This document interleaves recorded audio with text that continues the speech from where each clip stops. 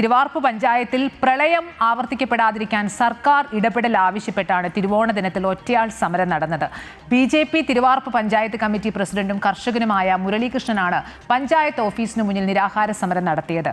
പഴുക്കാനിലം കായലിൽ അടിഞ്ഞുകൂടിയിരിക്കുന്ന ചെളി നീക്കം ചെയ്ത് നീരൊഴുക്ക് സുഗമമാക്കണമെന്ന് ആവശ്യപ്പെട്ടായിരുന്നു ഇന്നത്തെ പ്രതിഷേധ സമരം. കോട്ടയം ജില്ലയിൽ ഈ മാസം ഏറ്റവും കൂടുതൽ മഴക്കെടുതികൾ നീണ്ടുനിന്നത് തിരുവാർപ്പ് പഞ്ചായത്തിലായിരുന്നു. പഞ്ചായത്തിലെ 80% പ്രദേശങ്ങളും രണ്ടാഴ്ചയിലധികം വെള്ളത്തിൽ മുങ്ങിക്കിടന്നു. ഇത് മേഖലയിലെ ജനജീവിതത്തെ സാരമായി ബാധിച്ചു. ആഴ്ചകൾ നീണ്ടു നിൽക്കുന്ന വെള്ളപ്പൊക്കം ആവർത്തിക്കാതിരിക്കാൻ പഴുക്കാനിലം കായലിലെ ചെളി നീക്കം ചെയ്ത് ആഴം കൂട്ടണമെന്നാവശ്യപ്പെട്ടാണ് BJP Thiruvarppu panchayat committee president Muralikrishnan തിരുവോണ ദിനത്തിൽ ഉപവാസ സമരം നടത്തിയത്. പഴുക്കാനിലം കായലെന്ന് പറയുന്ന മീനച്ചിലാറിൻ്റെ എൻഡാണ്. അവിടെ എൻഡ് ഗ്യാപ്പ് ഇട്ട് വെച്ച് ഈ മൺകൂനകളാൽ തടഞ്ഞു വെച്ചിരിക്കുകയാണ്.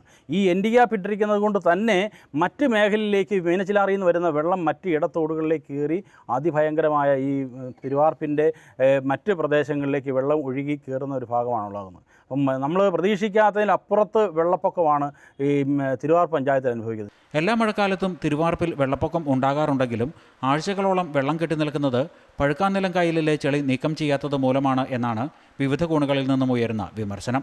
മീനച്ചിലാറും കൊടൂരാറും ചേർന്ന് രൂപപ്പെട്ടിട്ടുള്ള പഴുക്കാനിലം കായലിൽ 2018 പ്രളയത്തെ തുടർന്ന് വലിയ തോതിൽ ചെളി അടിഞ്ഞുകൂടിയത് മൂലം വേമ്പനാട്ട് കായലിലേക്കുള്ള അടിയൊഴുക്ക് തടസ്സപ്പെട്ടതായാണ് ചൂണ്ടിക്കാണിക്കപ്പെടുന്നത്. വെള്ളപ്പൊക്കങ്ങൾ ആവർത്തിക്കപ്പെടുന്നതിനെ തുടർന്ന് മുൻപ് വർഷത്തിൽ 2 കൃഷികൾ നടത്തിയിരുന്ന പാടങ്ങളിൽ പലതിലും നിലവിൽ ഒറ്റ കൃഷിയിലേക്ക് ചുരുങ്ങി.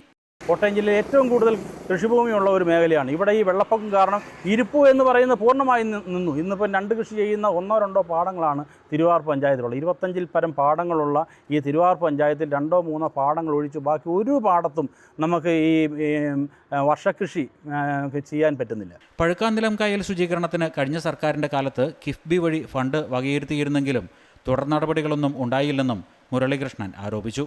തിരുവോണ ദിനത്തിലേത് സൂചനാ സമരം മാത്രമാണെന്നും പഴുക്കാനിലം കായലിലെ ചെളികോരി നീക്കാൻ നടപടിയുണ്ടായില്ലെങ്കിൽ വരുന്നാളുകളിൽ ജനകീയ പ്രക്ഷോഭം സംഘടിപ്പിക്കുമെന്നും മുരളീകൃഷ്ണൻ വ്യക്തമാക്കി.